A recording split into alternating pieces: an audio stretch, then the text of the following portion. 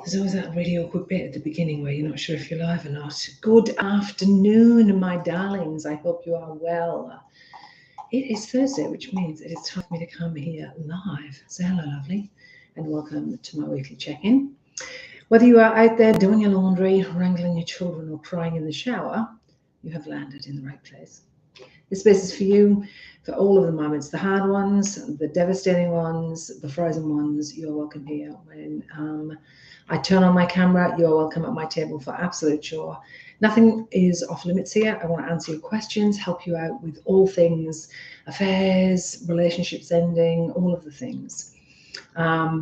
Don't come here feeling like you have to be your best self. You can just be who you are as you are right now. You don't have to explain what you're going through. If you don't want to, you're still welcome to sit at my table. I know for most of us, we are absolutely flat out busy juggling a million things. And so for the next 10 seconds, I'm going to ask you to check in with yourself. You have to stop what you're doing. Just pause for a minute, have a breath. How you going? Ask yourself 0 to 10. How you going this week? How's it feeling? 0, good as gold. 10, a bag of poo. And maybe you're somewhere in between. Let me know in the comments. I would love to know where you're at right now in this week. Me, where am I at this week? It's been a mixed bag. Let's say I'm at about a 4. But if you'd have asked me on Sunday, it would have definitely been a 7. So yeah, it's been an interesting week of bits and bobs. I'll be answering your questions today. So if you have any questions, please pop them into the chat. I'll share a bit about my week with you. If you're new to my channel, please hit the subscribe button down there and the little bell. It'll tell you when I'm on live. Once a week, I come every Thursday. And of course, I have plenty of playlists here around, what to do when you experience an affair, how to get started in the recovery when somebody leaves you and you're left trying to pull the pieces of your life back together. So, my lovely, if you would like to join me any Thursdays, please do come along. And if you want to watch those playlists, they're all there for you. So, why was I really not so good at the weekend and a bit better today? Well, it's funny you should mention that. It has been a week. As some of you know, I have been having some renovations done in the house. And during the renovations, we've had builders, varying kinds of builders. And about 2 weeks ago, we had concreters. And the concreters came to my house and they laid the driveway, which is really good, right? I needed the driveway finished. It was a really big job, so I was really excited to have the driveway finished. I wasn't here the day they pulled the concrete, and when I got home, I nearly died. So they concreted the driveway, and then they poured an enormous amount of concrete onto my garden, like a huge amount, meters and meters and meters of concrete onto my garden. And I was fuming. I was absolutely fuming all over the grass, thick, hard concrete. And so it had to be cleaned up. Now, before you ask me, hey, Debbie, why didn't you contact them? Why didn't you tell them to come and fix it up? I did tell them. I rang them and I said to them, oi, you can't leave all that garbage in my garden. That's not okay with me. And the response was, we've got to clean our concrete trucks out. Otherwise, everything would go hard in the concrete truck, so we put it in people's gardens. That's what we do. Okay, that's really intriguing. So I had tried to do what I suggested to do to people, which is set a boundary, tell them it's not okay, tell them what you want, and they basically went get stuffed, which just was devastating. So if I want my garden back and I want the grass to be grassy, I had to do something about it. And so that is what I was doing. Saturday, Sunday, Monday, blisters. My back was killing me. So just cleaning out the mess that they've left, like it was thick, huge slabs of concrete. And I didn't realize how hard it was going to be to try and get it off. Because you have to break it down, you've got to get as much of the hard stuff off, then you've got to get all the rubbly stuff off, then you've got to get all the sand off. So it was just a bloody nightmare. It wasn't my mess. I didn't make the mess. I paid somebody to do a job. I asked them to do the right thing and come clean up, and they said no, and I was left holding the baby, and I had to do it. So that's what I've been doing for the last week. Meters and meters and meters of concrete. It's just a hot mess. Got me thinking. A couple of things always, you know how it is. And do say hello to me in the comments, ladies. Don't feel the need to be really quiet. I don't see any comments yet, which is nerve-wracking, but I do see people here, so say hello. But I was thinking about, for you, when have you ever set a boundary and somebody says, get stuffed? And I don't care what your boundary is. I don't care what you want me to do. I'm not interested in why that's upsetting for you, and they just go get stuffed and not doing it. No, they don't take accountability for what they've done. They dismiss you and tell you, you know, this is what we always do. Nobody else complained. What does that mean? You know what I mean? So if you've ever experienced anything like that, let me know. Hello, Megan. How you going, love? Nice to see you. So if you ever had that experience where you set a boundary with somebody and they just basically go, I don't care. I don't care. I don't care. I'm not doing it. It's really distressing. And when I teach people about boundaries, it's not just setting the boundary right. It's not just saying to somebody, hey, here's my boundary. It's what you do after that. And in this case, I had no comeback. Like when somebody says, no, I'm not doing it. And you can't, like, you know, taking legal action and stuff, or why would you bother really? So when you have no recourse at all, what do you do then? And when I say to women about setting boundaries, you know, I'm talking about you set your boundary, you know what it is, you know the consequence if they don't do it. But there's definitely circumstances where you set a boundary and there is nothing you can do about it, which stinks. So let me know in the comments if you're here on the replay, or if you're here live, you can let me know. You know, what do you do when somebody just ignores your boundary? Have you ever had that experience? What did it feel like? What did you do? The other thing is, you know, not my mess. Not my mess. I didn't make the mess. These guys made a mess. And now it's up to me to clean it up, because I want my garden not looking like a concrete pit. So for me, then it's like I'm going to clean it up because I don't want my garden looking like this. And I was thinking back to different times in my life when I'd had to clean up other people's mess. You know, you start to think about it. And what clients have said to me too, you know, maybe you've got a partner or an ex-partner who, you know, has got some addictive behaviors and they get into a bit of trouble, or they gamble and they get into a bit of trouble, and you kind of go in there and help them out. Or maybe you know, one of your kids gets up to something and it's a hot mess and you feel the need to go in and try and support them. And I guess, you know, when you start to think about cleaning up mess from other people, there's a lot that goes into that. You know, with our children, it's a case of going, you know what, actually, this is kind of my responsibility that well, at a certain age, once they get to adults, forget it. But if they're young kids, you will probably want to help them out. You know, if they're under 18 and they get into a sticky situation, you're probably going to want to help them out.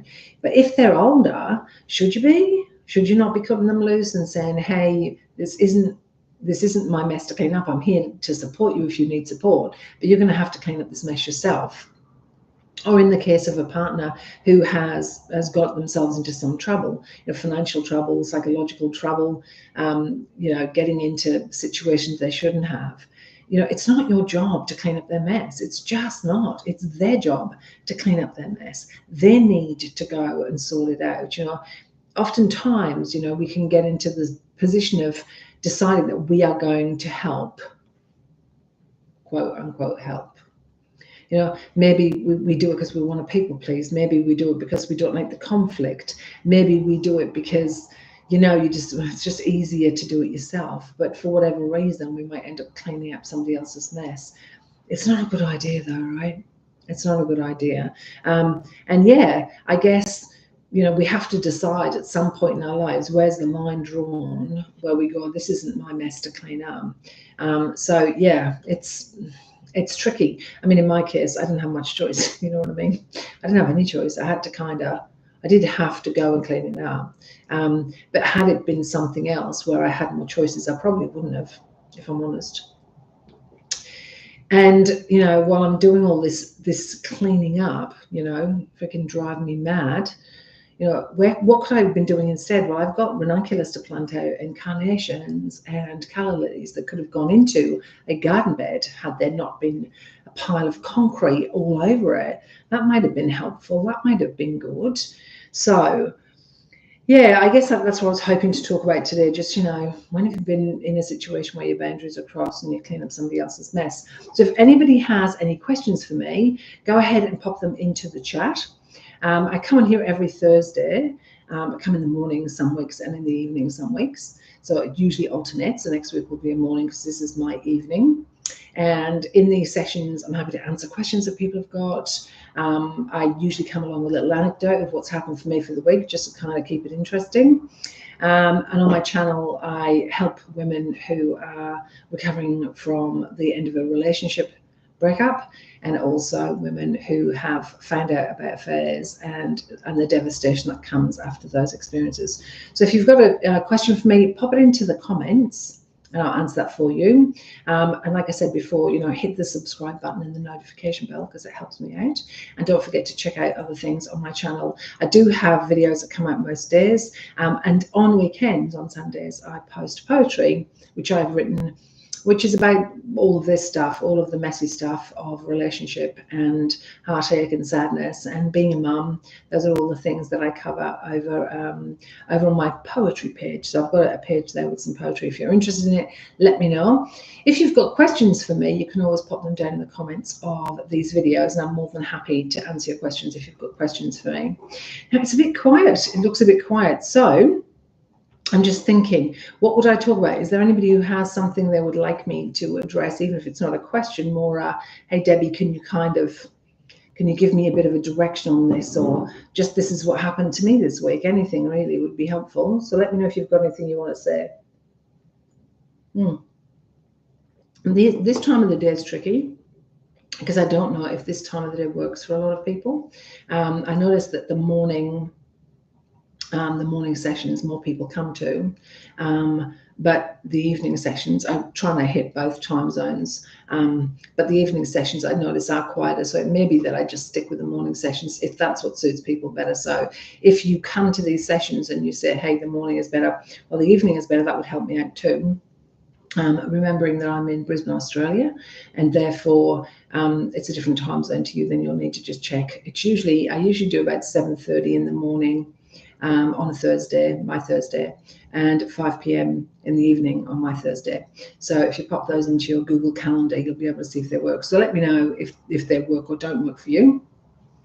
It looks like we've got a really quiet session today, so I'm probably not going to hang around too much. I'll probably head off in a second, just because if people are busy or they're not here, then there's and there's no questions, then there's no need for me to hang around. If you would like to come next week, you're more than welcome. If you've got questions for me, like I said, pop them into the comments. Oh, okay, just as I was ready to go, there is a question. Hello, my love. My daughter has done it. She has cut me off from my grandkids. It's heartbreaking, but I feel if I stop being mad, I'll get a flood of sadness, which I don't need. Gosh, that's painful. It is really painful as a mother or a grandmother when I was talking about this last week too. We parent from our scars. If we have trauma histories or sad experiences or things have gone wrong in our life, we parent from our scars. And so there are times when we will do the very best we can. And maybe our kids think we didn't do a good enough job. Maybe our kids think we could have done it better. And so then there comes times when maybe they disconnect from us, and maybe they stop us seeing our grandkids too. It is heartbreaking. The anger is a secondary emotion. So the anger is covering up the real feelings of heartache and sadness and frustration and sense of loss and grief and all of the other feelings. And the anger really won't help. Do you know what I mean? Like at the end of the day, being angry with her is not going to get her to change her mind and allow you to see the children. Her anger, your anger towards her means something. Of course it does. Like, why wouldn't you be angry? I think anybody in your position would be really angry and really upset. But at the end of the day, it may be that there's nothing you can do about this. And surrendering to that is really important, because the anger going nowhere is not helpful.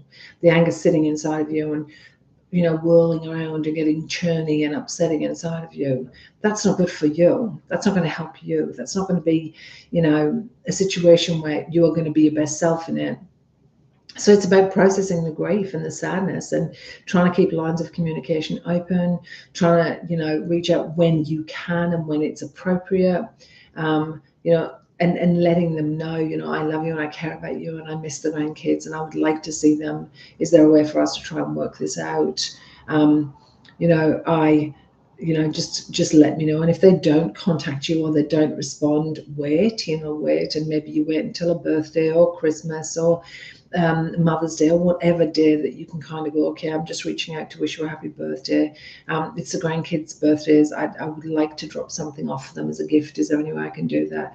Like just keeping the lines of communication open. It is so painful and so hard and so distressing when we have these awful situations, where we love our kids and our grandkids, and for whatever reason, we are not able to work through stuff. Other people have a right to just go get stuffed. I'm not talking to you. And that's devastating, right? That's absolutely devastating.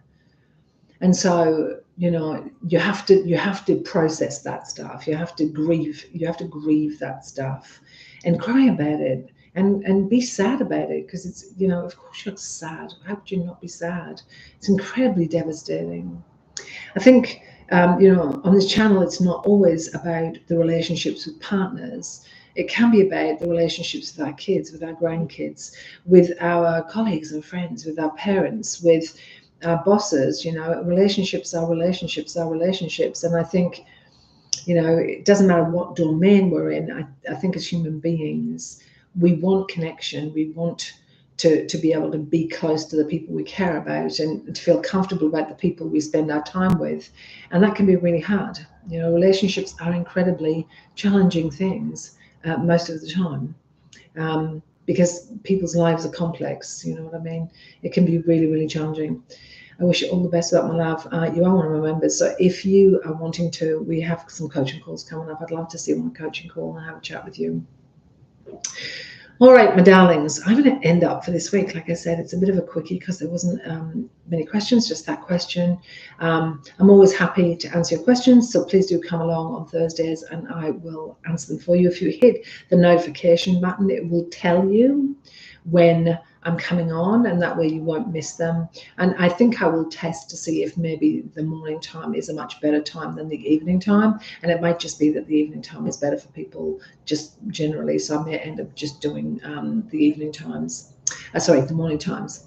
All right, my darlings, don't forget, hit the subscribe button, hit the notification bell, go and have a look. I'll probably put some videos somewhere on the screen. I don't know where they go, but somewhere on the screen. If you want to watch some of my other videos that I've done, I'll pop them on the screen for you to watch when this is over. All right, my darlings, take the best care of yourself, and I will see you all next week. Take care. Bye.